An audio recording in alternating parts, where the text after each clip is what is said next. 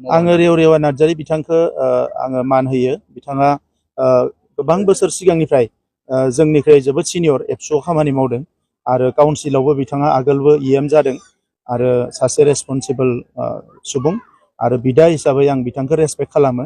दा बिथाङा जिखौनो साननानै जि बुङानो मानो बेवहाय आङो जेबो बुंनो साना आरो आंनि खामानि मावनायखौ रायजो राजाफ्रा नुदों। जोङो बिदिनो मावलांबाय थागोन मानोना दिनैनि बाथ्रा नङा। थांनाय प्राय 32 बोसोर जोङो समाजजोंनो दङ, फरायसा आफादाव दङमोन, बिनि उनाव फैनानै दायो राजखान्थियाव फैदों।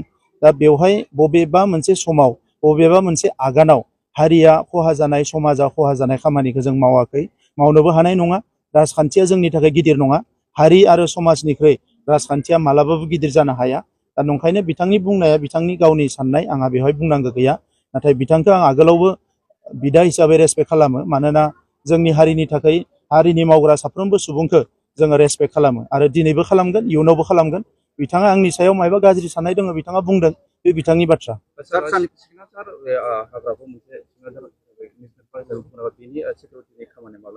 थामजौ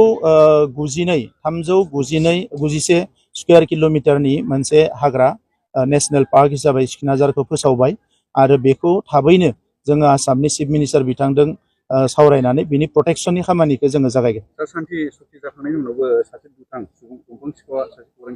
आङो दाख्लै नुदों आरो लोगो लोगोनो डिपार्टमेन्टेल इनकुवारि जोङो होनायनि बाथ्रा सानदों आरो गाबोनो बिनि सायाव आङो डिपार्टमेन्टेल मिटिं लिंदों। इएम बिथां आरो अफिसारफोरजों ज' जिरायनानै जोङो माखासे बेबस्था खालामगोन।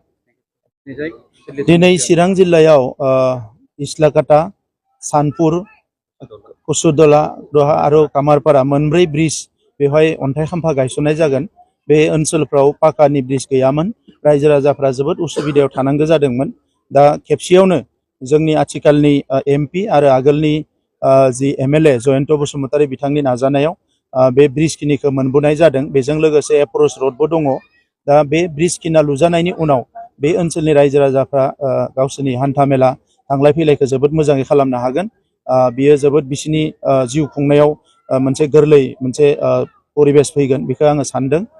बिटिआर ओनसोलाव लासै लासैनो जोङो जौगानायनि खामानिखौ एसे गोबारैनो स्पिडआव मावनायनि थाखाय आखायाव लादों, सोलोंथाइनिफ्राय लानानै गुबुन गुबुन बिथिंफोरखौ। आरो चिरां जिल्ला हिसाबै दिनै आगोलनि थासारिया गैला। गोजोन फैनाय लोगो लोगोनो चिरां जिल्लायाव सोलोंथाइया जौगादों, हान्था मेलानि बेबस्थाया मोजां जादों। चिरां जिल्लायाव आसाम माला रड मोननो हादों। चिरां जिल्लायाव स्टेडियाम लुगासिनो दङ। फारफ्रोमबो बिथिंनिफ्राय चिरां जिल्लाया जोबोद स्पिडआव जौगानो हमदों। दा बेनिखायनो आं रायजो राजाफोरखौ खावलायगोन बे थासारिखौ जाहाथे अराय सम लाखियो।